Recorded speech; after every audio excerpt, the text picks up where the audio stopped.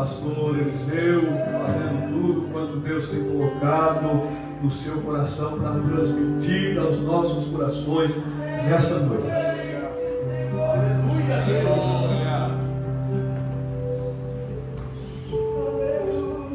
Aleluia. A paz do Senhor, querida igreja, amém. É um prazer muito grande estar mais uma vez aqui nesta congregação. Evidentemente que para ministrar já faz algum tempo, e para mim é um prazer e privilégio que a gente faz quando vem aqui, relembra nosso tempo de jovens, né? Quando aqui fizemos algumas campanhas evangelísticas aqui na frente desse tempo, quando ainda nem tinha congregação. Nós fazíamos campanhas evangelísticas para evangelizar a comunidade, trabalho de evangelismo, e a obra de Deus tem crescido deveras, porque o Senhor tem abençoado a sua igreja. E é um prazer rever meu amigo pastor Zeferino, amigos de muitas datas, cumprimentando o meu amigo pastor Zeferino. Quero cumprimentar os demais obreiros, porque a obra de Deus cresce por causa do trabalho de todos, pela liderança do pastor. E cumprimentando o meu amigo Carlinhos, quero cumprimentar os jovens dos anos 70 da velha guarda, né? Os 70, os jovens dos anos 70 do nosso tempo. E vou falar daqui a pouco sobre o 7º encontro que nós teremos agora, dia 17 de novembro, inclusive com almoço e retiro. Fazia muitos anos que não se fazia um retiro da MEUAD, anos 70, então nós vamos reeditar o retiro no mês agora de novembro, no dia 17.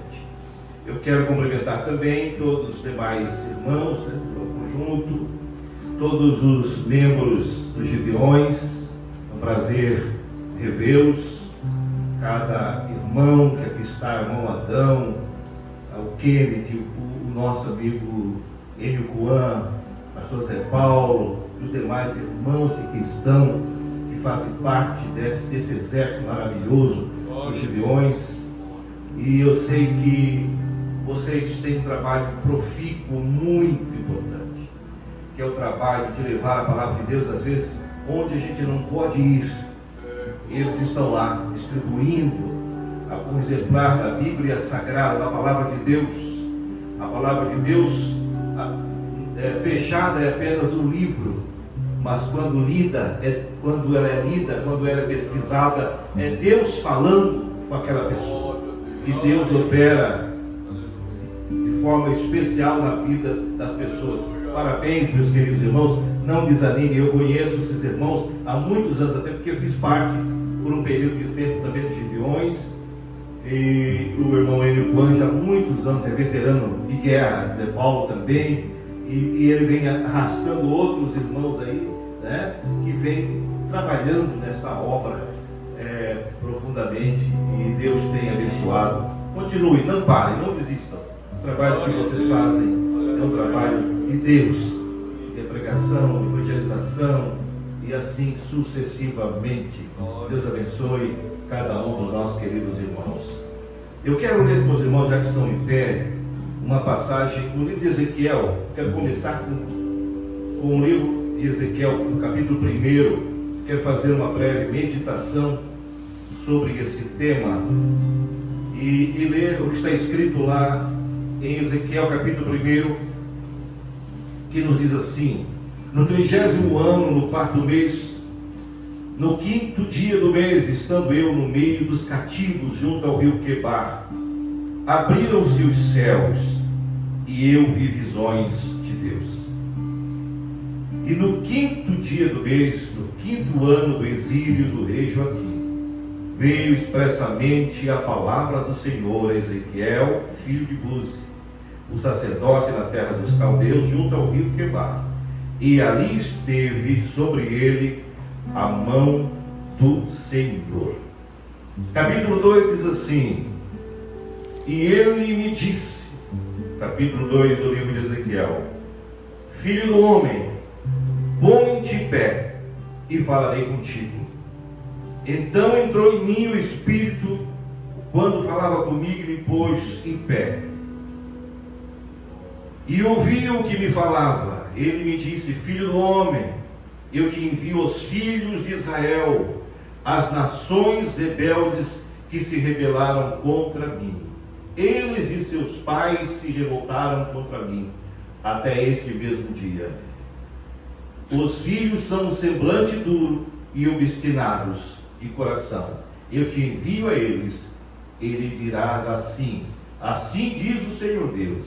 Ele quer, e eles quer ouçam, quer deixem de ouvir, pois são casa rebelde, e hão de saber que esteve no meio deles um profeta. Assentai-vos, queridos irmãos, para não cansá-los de pé. Então, eu quero dizer da gratidão de estar aqui com os irmãos e fazer essa meditação. E o próprio profeta Ezequiel, para os irmãos que são membros dos Gideões, Ezequiel também fora-lhe dito que Deus o pôs por atalaia. E deu a missão: vá e pregue sem medo.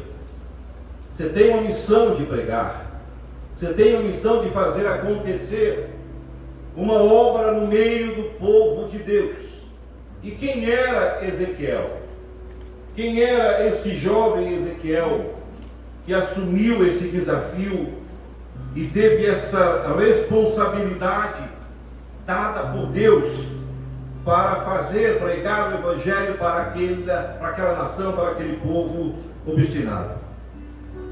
Para que os irmãos possam entender, Jeremias já estava pregando em Jerusalém há mais de 4 anos, quando Ezequiel nasceu.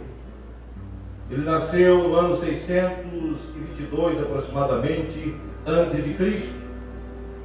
Ele cresceu em Jerusalém, ouvindo pregar Jeremias pregando em Judá, falando de Jeová, falando da obra de Deus, alertando o povo de Judá e Jerusalém para voltarem-se para Deus, pois haveria um sítio, um cerco, uma invasão militar, um exílio para a Babilônia se eles não se convertessem. E quando ele nasceu, ele já ouvia Jeremias pregando, já desde pequeno, desde novo, acompanhava o ministério de Jeremias. E quando ele tornou-se jovem, ele se prepara para ser um profeta. E para ser um profeta, querida igreja, não era apenas dizer assim: eu quero ser um profeta. Ele tinha que ter alguns pré-requisitos, alguns predicativos, para que fosse considerado um profeta, ou para que ele pudesse realmente exercer esse ministério. A palavra Ezequiel significa Deus fortalece, ou seja, Deus é minha fortaleza. E no versículo 3 e 1 diz assim: que ele era filho de Buz, que significa desprezado por Javé. O pai de Ezequiel era um sacerdote. Ezequiel nasceu para ser um sacerdote. Ninguém era sacerdote porque apenas queria ser, como eu falei. Tinha que ser da descendência da família de Davi, do trono de Arão. Ele estava destinado a ser um sacerdote, não poderia ter defeitos físicos, porque apontava para o modelo futuro que é Cristo. Passava por uma série de preparação antes de ser sacerdote. Em Números 8 e 24 diz que ele só poderia ser consagrado aos 25 anos de idade. Só poderia começar a exercer o seu ministério com 30 anos de idade, ou seja, Neemias 4:3 diz isso. Então, alguém pode estar perguntando assim: e nesse período de 5 anos, o que fazia Ezequiel? E a história e a Bíblia nos mostra que ele precisava se preparar para ser um sacerdote. Porque era uma missão muito árdua, de muita responsabilidade. Ele precisava entender de veterinária. Ele precisava ser como se fosse um médico hoje. Porque apareciam ali, antigamente tinha muitos tipos de lepras, que nós chamamos hoje doença de Hans. E ali ele tinha que discernir qual tipo de doença de lepra poderia ou não ser afastado da cidade. Tinha que conhecer muito sobre isso. Ele tinha que conhecer as leis para poder julgar em situações difíceis. Então ele tinha que ter um preparo para isso. Ele precisava ser o mestre das leis, porque tinha situações em que ele precisava trabalhar.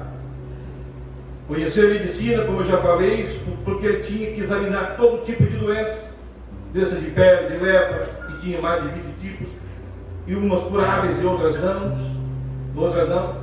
E assim ele tinha que se preparar.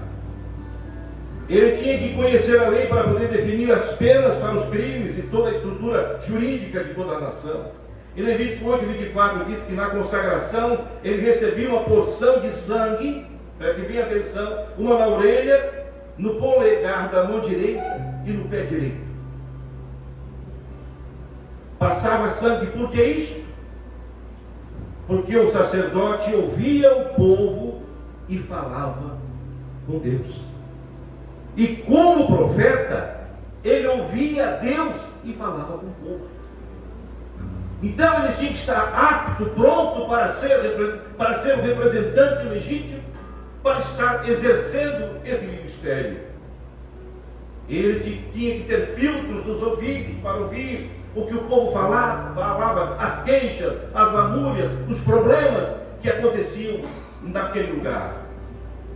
Enfim, queridos irmãos, aos 25 anos de idade, ele estava pronto para ser um sacerdote. E quando ele está se preparando, esperando o momento da sua consagração, acontece uma tragédia na vida de Ezequiel. Inesperadamente, ele já tinha ouvido Jeremias pregar diversas vezes que havia uma invasão pelo pecado do povo, por ouvir a palavra de Deus, por não respeitar a palavra de Deus. Deus permitiria que houvesse uma invasão, um cerco, como houve quando Nabucodonosor invadiu Jerusalém e levou cativo o povo para estar no cativeiro de Babilônia. E nesse período, prezados irmãos, há para Ezequiel um rompimento abrupto. Porque na primeira leva, se os irmãos que estudam a palavra de Deus sabem que na primeira leva foram levados para a Babilônia os nobres, e entre eles estava Daniel. Daniel, ele servia junto ao rei, estava ali, foi escolhido pelo seu preparo, né? Porque o preparo encontra a oportunidade. Na hora da sabatina, na hora que começaram a entrevistar Daniel, quando ele vai na primeira leva, ele era um jovem que tinha pré-requisitos, tinha predicativos, ele tinha muito conhecimento. Então o rei permitiu que esses jovens que vieram com um certo nível de conhecimento fossem para a Universidade Babilônica e estudar em Babilônia e servir diante do rei. Na corte estava Daniel, mas na segunda leva, quando Ezequiel é levado para a Babilônia, foram mais de 10.000 pessoas, homens levados, mulheres, famílias, na segunda leva. E vai também Ezequiel.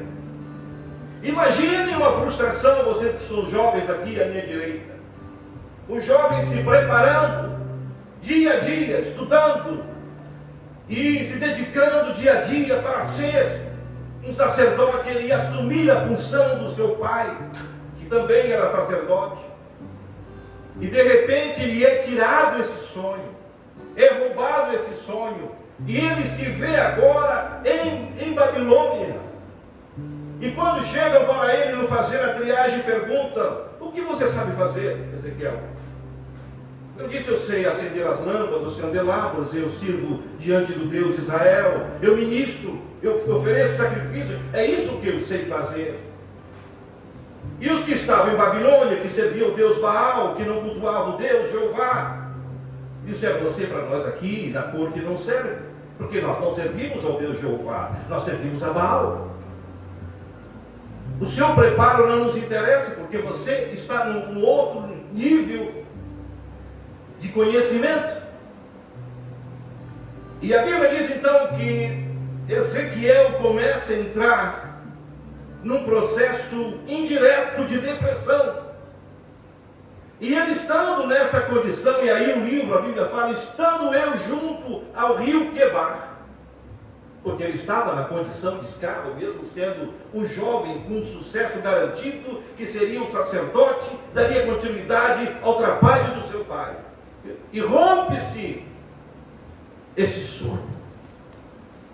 Mas a verdade, irmãos, que Deus transforma a tragédia em vitória. Aleluia. Deus transforma a tragédia em vitória. Estando ele ali um pouco desanimado, triste, vendo seus irmãos trabalhando, amassando tijolos ali, estando junto ao rio Quebar, orando, olhando, dizendo, Senhor Jeová, por que estou aqui? Tanto me preparei para ser sacerdote, para ministrar diante de ti, como fez meu pai Bus. Agora estou aqui em Babilônia, longe a mais, quase 1000 quilômetros distante da minha casa, longe da minha família, longe de todos, como escravo em Babilônia. E a Bíblia diz que Ezequiel fica ali olhando para aquele rio Quebar que passava dentro de Babilônia, como aquela teoria filosófica do rio que passa e não volta mais, olhando cada minuto que passava, as águas passando, dizendo, assim vai ser a minha vida aqui dentro, vou acabar a minha vida e a minha história escravo em Babilônia. Mas de repente, diz a Bíblia Sagrada, o texto diz aqui, que estando eu no meio dos cativos, junto ao rio Quebar, orando ao Senhor, abriram-se os céus e eu vi visões de Deus. Amém. Aleluia. A diferença que faz a diferença é isso, meus irmãos. É quando nós permitimos que Deus toque em nossa vida, quando permitimos que Deus fale conosco e que nós o busquemos de coração, permitir que os céus se abram, permitir que os céus possam se abrir em nossas vidas nos momentos mais escuros que nós estivermos passando, momento de luta, de incerteza. É nesse momento que Deus age. É nesse momento que Deus faz acontecer as coisas. Como aconteceu com Isaías, vendo o rei agora morrer, porque estava com câncer, como ele disse, no ano que morreu o rei Uzias, eu vi o Senhor. Eu vi o Senhor. Era um momento de crise, mas ele viu o Senhor. Aleluia. Aleluia.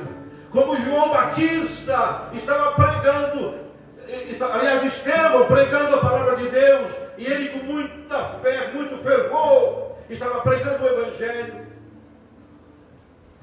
e eles não resistindo o poder e as palavras de Estevão, eles começam a pegar em pedras e o apedrejam, e diz a Bíblia que mesmo nessa situação de ofensa e de agressão, a Bíblia diz que abriram-se os céus e ele teve visões de Deus. Aleluia.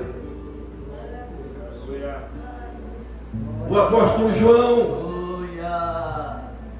escreveu o Apocalipse vendo tudo que estava acontecendo, a perseguição da igreja. E Deus disse para ele, vem para cá, eu tenho algo para ti, tu não vais sofrer como porque eu quero que tu tenha uma experiência pessoal, venha, porque tu vais ter visões de Deus. Aleluia. E aí começa, irmãos, o processo de visão, de experiência com Deus. Deus chega para Ezequiel naquele momento de frustração e de incerteza. Ele viu o céu se abrir sobre ele, mas ele ainda continua um pouco frustrado, um pouco desanimado, não crendo, porque a visão era muito forte, o poder era muito forte, e ele continua debruçado, ele continua caído. E não é assim em nossa vida. Por mais que nós tenhamos recebido do Senhor, por mais que nós conheçamos a palavra do Senhor, mesmo que Deus tenha nos abençoado muito, mas mesmo assim tem momentos que nós ainda queremos ficar prostrados, não entendemos os desígnios e a vontade do Senhor. Deus manda um anjo e toca a Ezequiel e disse: filho do homem, põe-te em pé, porque eu quero falar contigo. Eu não falo com quem está caído, eu não falo com quem está jogado, eu não falo com quem está prostrado diante do problema, eu não falo com quem já está querendo desanimar do meu sonho, do meu projeto. Filho do homem, põe-te em pé, que eu falarei contigo. Essa era a condição sine qua non. Ele precisava ficar de pé. E ele insistia em ficar ainda debruçado, mas a Bíblia diz que o Espírito de Deus toca na vida de Ezequiel e o sustenta e o levanta e diz: levanta, filho do homem, porque eu tenho grande projeto contigo. Deus transforma tragédia em vitória. Aquele homem parecia que tinha perdido tudo, os seus sonhos de ser um sumo sacerdote, mas Deus transforma a condição de sacerdote para ser um profeta em Babilônia. E ele começa então a ter visões, são várias visões, e o anjo do Senhor começa a levar Ezequiel para lugares espetaculares. Ele começa a ter várias visões, que nós não vamos entrar aqui em detalhes, porque são muitas visões. Mas uma delas eu acho que convém nós relembrarmos aqui. O anjo pega Ezequiel e leva até um vale chamado Vale de Ossos Secos. E o anjo do Senhor diz para Ezequiel: Ezequiel, estás vendo este vale? Sim, Senhor, estou vendo. Este é o povo de Israel. Este é o meu povo que está desunido, e já teve a sua dispersão, e já teve a sua diáspora, já teve a sua desunião. E eu preciso restaurá-los, mas eles estão mortos, são ossos secos. E Deus pergunta para Ezequiel: Ezequiel, é possível que estes ossos ressuscitem? É possível que estes ossos se tornem em vida? Ezequiel respondeu: Senhor, tu o sabes muito bem, tu o sabes. Eu não tenho a resposta, mas tu tens a resposta. E Deus começou a insistir com Ezequiel, dizendo: Ezequiel, tu estás vendo ali? Ali está o meu povo. Meu povo está vivendo assim. Mas eu tenho uma solução para este povo. Eu vou enviar o meu Espírito sobre eles, sobre esse vale de ossos secos. E estes ossos começarão a retomar os seus lugares, e ali terá vida. Onde a morte, ali haverá vida. E assim aconteceu no momento em que o Espírito de Deus foi colocado, foi enviado aos ossos, no vale de ossos secos. E a Bíblia diz que aqueles ossos começaram a voltar aos seus lugares, e nervo com nervo, pele com pele, ossos com ossos, era um barulhão, era realmente um renascimento, era uma ressurreição de uma vida, simbolizando o quê? Uma renovação, simbolizando a restauração do povo de Israel, que ainda insiste, que ainda está lutando, e vocês já acompanham hoje pela mídia. Deus deu muita oportunidade ao povo de Israel. Se rebelaram muitas vezes e Deus fez passar por processos de aprendizagem, passaram pelo cativeiro de Babilônia, passaram por outras perseguições, foram derribados os templos, para que eles não se firmassem apenas na ideia de que o templo era tudo para eles. Eles tinham orgulho de pertencer e estarem no templo de Salomão. Deus permitiu que derribasse aquele templo para que eles parassem de ter orgulho com o templo, para que eles reconhecessem que Deus queria, era o coração deles. Foi construído novamente um templo e eles não se converteram, continuaram nos seus maus caminhos. E vieram outros invasores, tomaram conta, derribaram. Até mesmo depois da vinda de Jesus, quando eles rejeitaram Jesus, e que eles disseram que caia sobre nós e nossos filhos.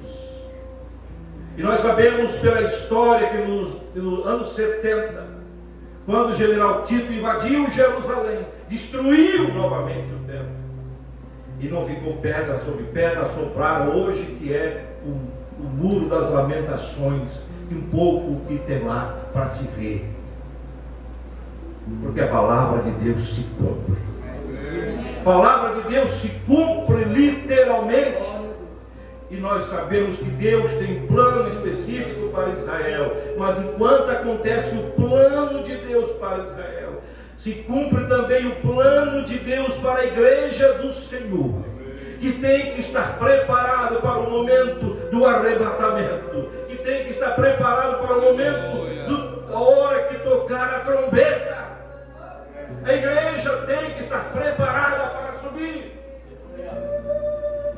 e o palco está formado. O palco está se formando dia após dia, as profecias se cumprem cada dia. Cada dia, não há mais o que esperar, não há mais o que duvidar. Eu lembro quando eu era jovem, eu era muito novo ainda, eu via meu falecido pai falando sobre a vinda de Jesus, que todo olho verá, e naquele tempo a televisão estava começando ainda no mundo. Eu não entendia como todo olho verá. Mas quando você entendiu, começou a perceber que depois, com a ciência, com a tecnologia, com todo o sistema moderno, o que acontece aqui nesse momento, o mundo inteiro está sabendo imediatamente, com a globalização da comunicação e da ciência. Tudo se cumpre. As profecias se cumprem literalmente cada dia. Se cumpre até entre nós, quando diz que pela ciência, se multiplicar, o amor de muitos esfriarão. Amor de muitos haveriam de esfriar para com Deus, para com seu irmão. De que os homens estariam correndo de um lado para outro, no desespero. E de que nós seríamos enganados exatamente por estas coisas. Estaríamos entretidos com a tecnologia que hoje tem, por tudo que tem, e com isso vai esfriando, tirando-nos o tempo da adoração, o tempo da oração, o tempo da consagração. É só imaginarmos quanto tempo nós ficamos diante de um celular, ou que quanto tempo se fica perdendo tempo com tecnologia. Onde está o tempo da oração, o tempo da dedicação? E os dias vão se passando, e as profecias vão se cumprindo, não só a Israel, mas em todo o mundo. O palco vai se estendendo e vai começando a se cumprir em todos os aspectos, tanto da ciência, como tudo aquilo que a palavra de Deus diz. Mas Deus tem um plano de restauração para Israel. mas também tem um plano com a igreja do Senhor. Ele já pagou um preço muito caro por mim, por você, para que você fosse salvo. Ele não quer que nenhum se perca, mas que todos venham ao arrependimento.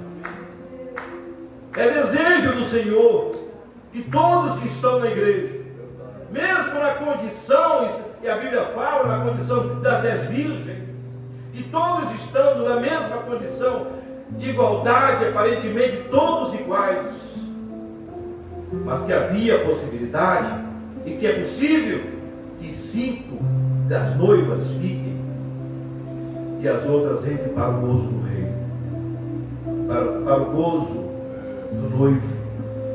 E Ezequiel continua então essa caminhada, e eu quero levá-los para um texto, quando Ezequiel, levado pelo anjo, aí passa ali pelo vale de ossos secos, passa por profecias, em que ele dizia: filho do homem, te constituí por atalaia, e vai pregando, e vai mostrando para ele tudo o que haveria de acontecer.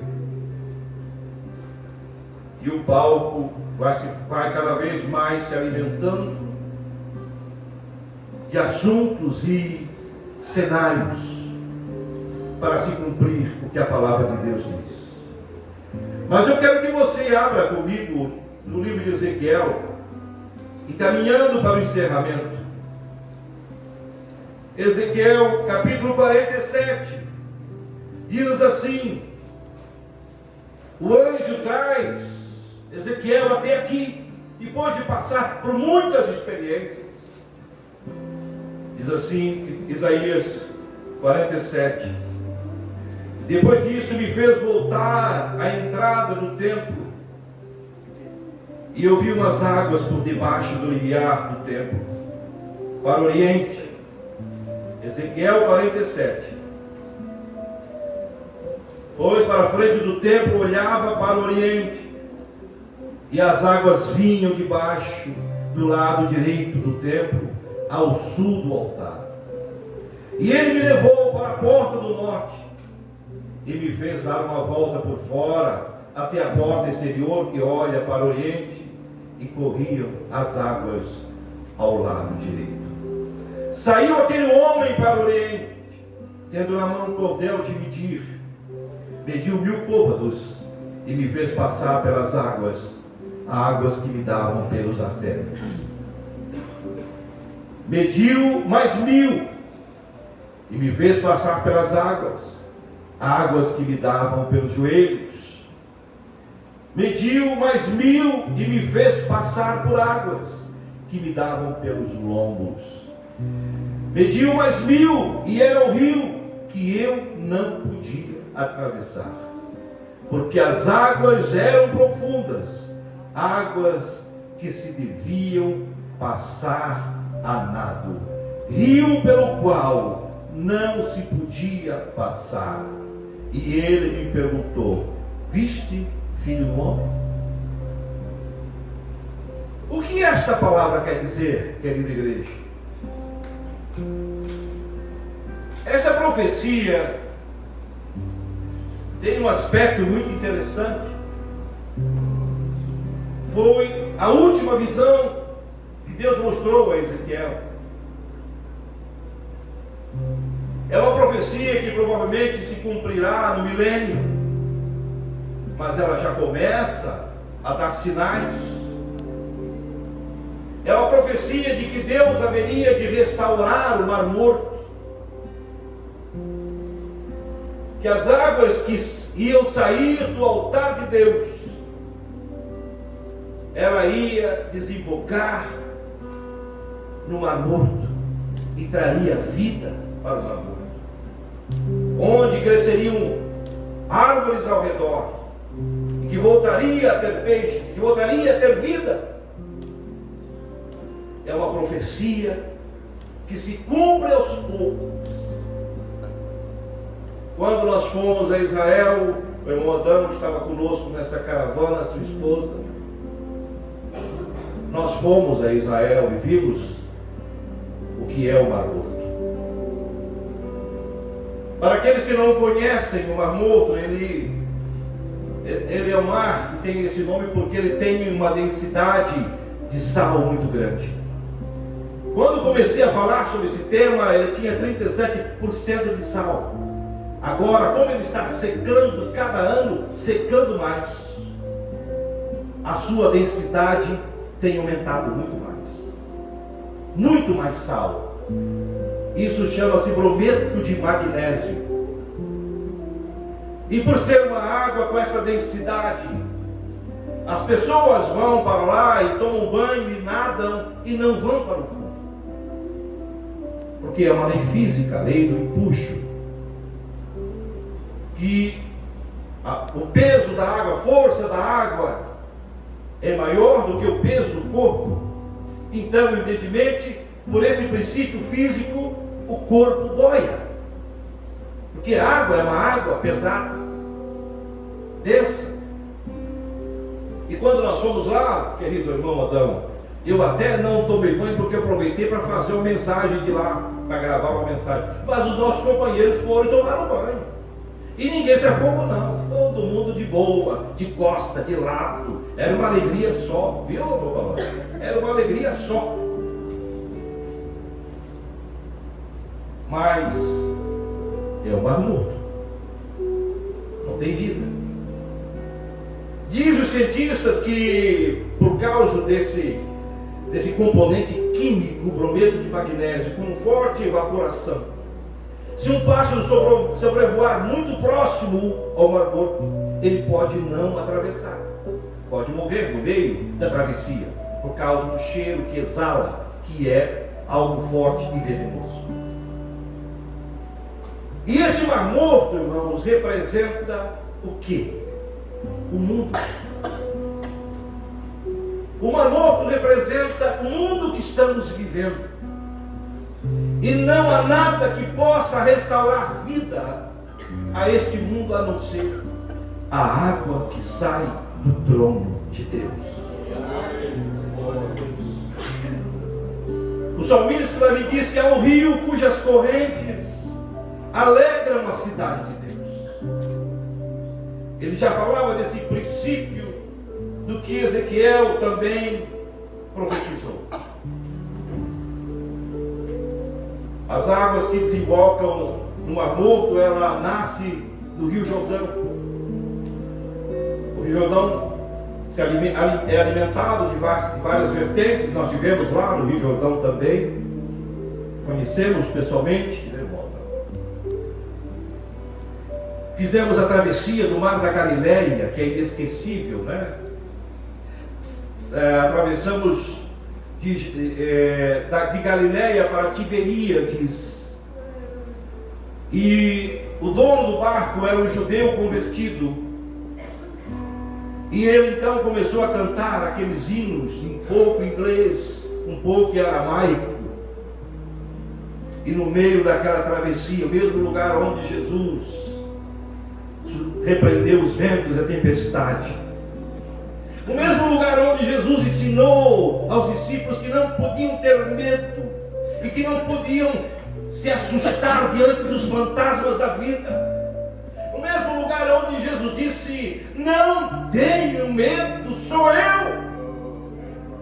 No mesmo lugar, quando os discípulos tiveram o maior ensino pedagógico que a Bíblia nos mostra, porque os discípulos haviam saído de um momento glorioso em que eles viram a multiplicação dos pães, algo inexplicável para a ciência, eles vendo aqueles peixes e aqueles pães sendo multiplicados, e os discípulos ficaram eufóricos, animados, e disseram para o outro: meu Deus, está resolvido o nosso problema social. Não vai faltar mais pão, não vai faltar mais peixe, e não teremos mais luta. Jesus disse: não, agora é hora de aprender. Vocês também terão aflição. Jesus sai dali e disse aos discípulos: eu vou dar uma caminhada, vocês vão para o mar pescar. Jesus queria ensiná-los, era pedagógico. E eles vão para o mar. Quando chega certa hora da noite, 3 horas da madrugada aproximadamente, e nós vimos muito bem como é que funciona a dinâmica, a anatomia daquela lagoa, né? Quem esteve lá, né, do lado, as montanhas de Golã, que afunilam, canalizam, né? E evidentemente que mais na frente nós vemos o monte mais alto que tem em Jerusalém. E lá no pico desse monte é gelado e frio. Então, quando desce aquela frente fria e vem encurralado ali pelas montanhas de Golã, e vem uma frente quente que vem do Mar Morto. Quando as duas frentes se encontram, existe um processo natural que é redemoinhos de água e de vento. O vento provoca a tempestade. Por isso Jesus disse para os discípulos, e ele disse: não tenho medo. A Bíblia diz que, vendo, sentindo eles o vento contrário, tiveram medo. E quem não teve na vida um vento contrário, irmãos? Quem não teve uma decepção?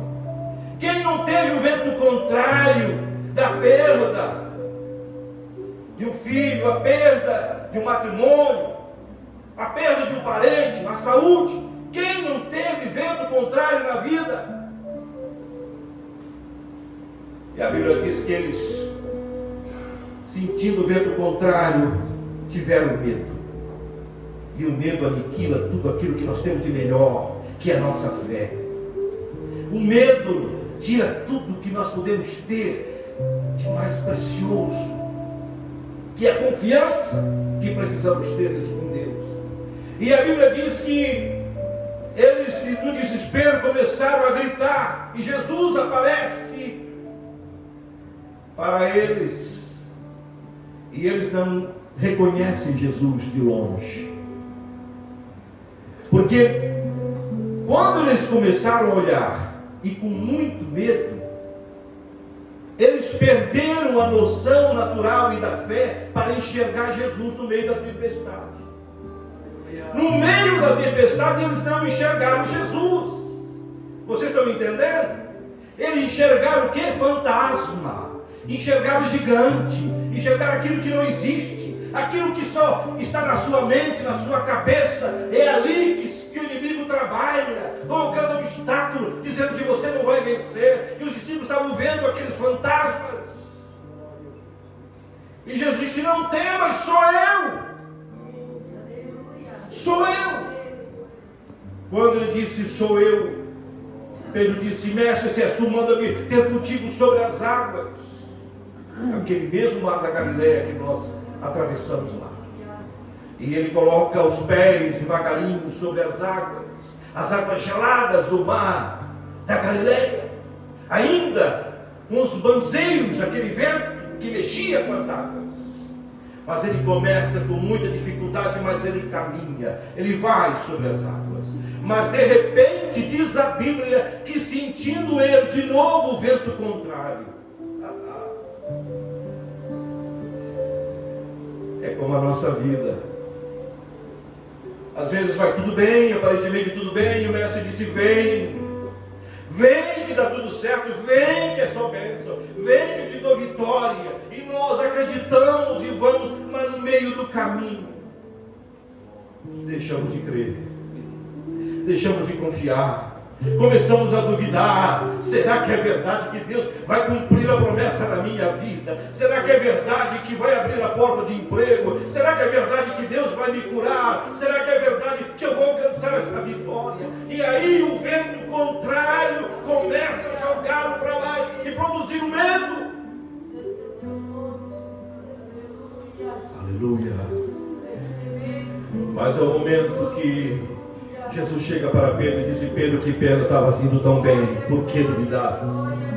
Jesus levanta Pedro, diga: não sejas incrédulo, mas sejas crente. Aleluia. E foi naquele mar da Galileia, naquela travessia, irmão Adão, que nós estávamos relembrando todo esse espetáculo este momento vivido pelos apóstolos. Que quando aquele cantor começou a cantar aqueles hinos, caiu um Pentecoste tão grande. O poder de Deus foi tão forte naquele barco, que as pessoas se jogavam ao chão. E foi realmente uma apoteose. Está lá gravado, está no YouTube, está no meu canal.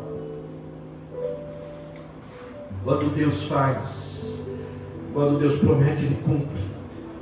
Aleluia. Este mar da Galileia, completando agora a mensagem, na medida que ele vai alimentando o Mar Morto, então o mar tem mais condição de diminuir essa quantidade de sal. Mas precisamos entender que o Mar da Galileia, para eles, é muito importante porque eles bebem água dali. Então, de vez em quando o governo tranca um pouco a saída das águas do Mar da Galileia, para que, dependendo das chuvas, dependendo da situação, tem que diminuir o fluxo, evidentemente que afeta o Mar Morto.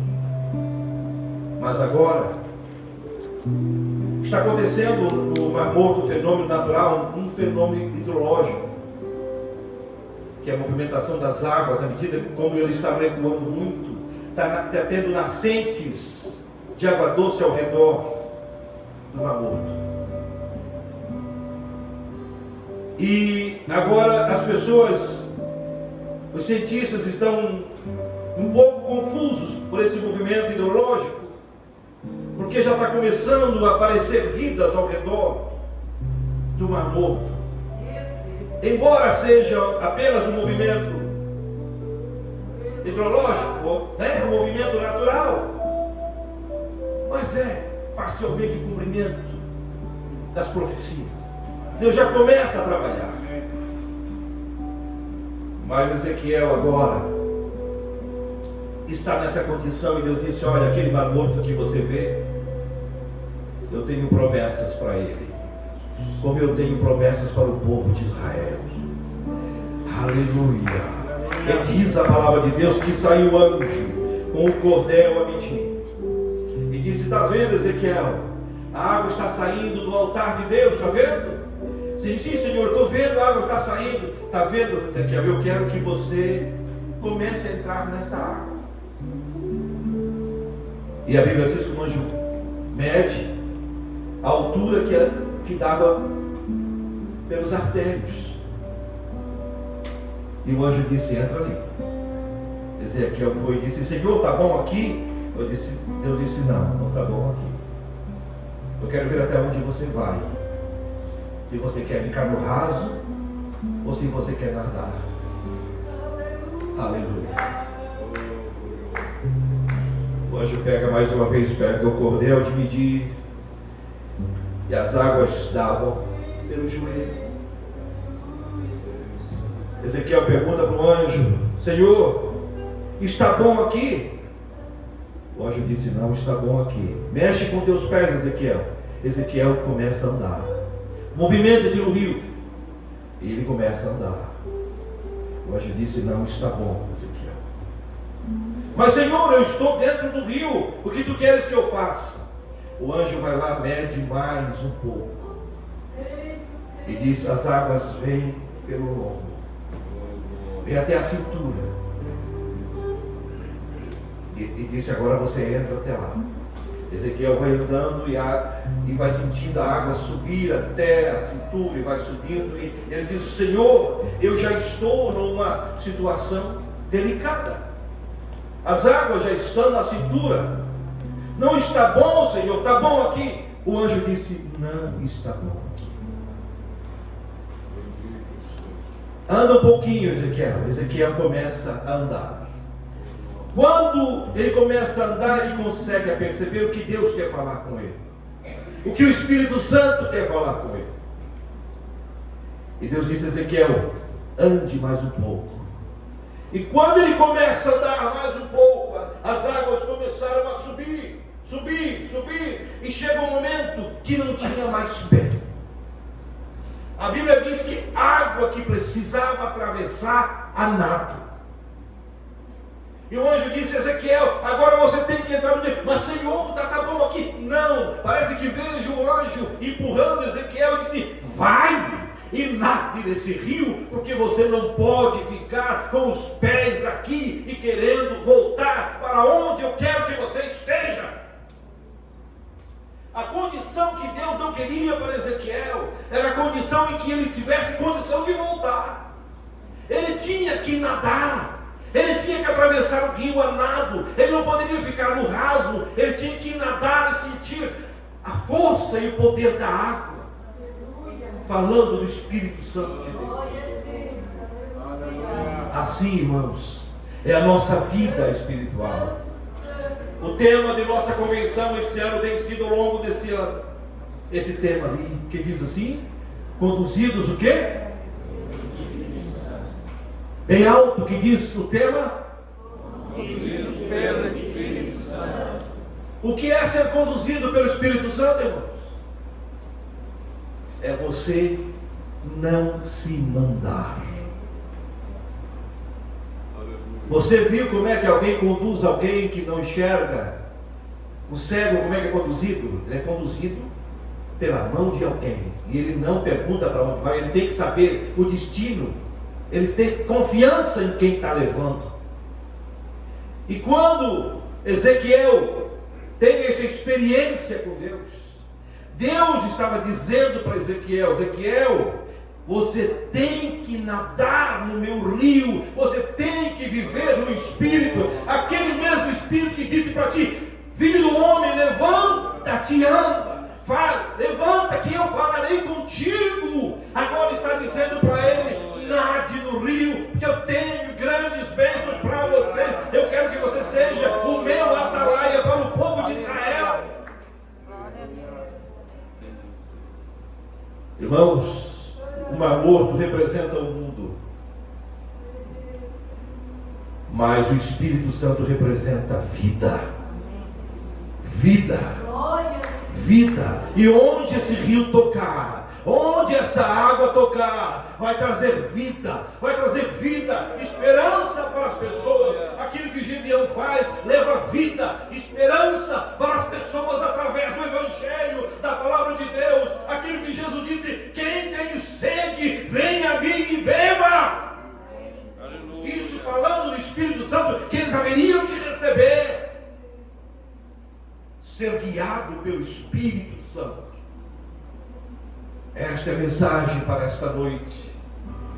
Que nós nos deixemos ser guiados pelo Espírito Santo, que fez com que muitos pregadores do Evangelho deixaram os seus lugares, os seus países, e vieram para trazer o Evangelho para nós.